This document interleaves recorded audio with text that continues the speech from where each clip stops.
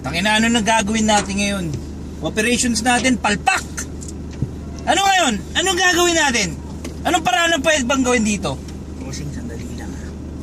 Unang-una, hindi ako yung dahilan kung ba't pumalpak tayo. Sabi ko sa'yo, huwag mong pagkakatiwalaan yun si Artemis.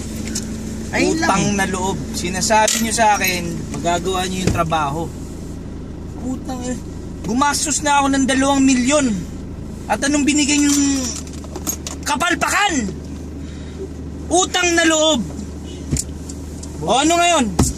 Boss, Malapit na yung eleksyon. Kailangan magawa ng paraan to. boss, meron pa tayong 3 buwan bago ang eleksyon.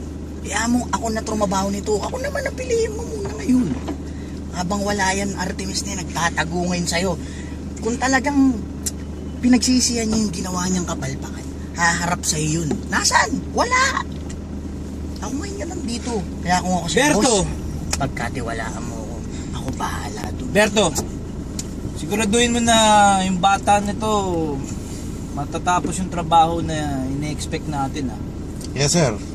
Saan po tayo? Ano? Saan ka? McDonald's? Jollibee?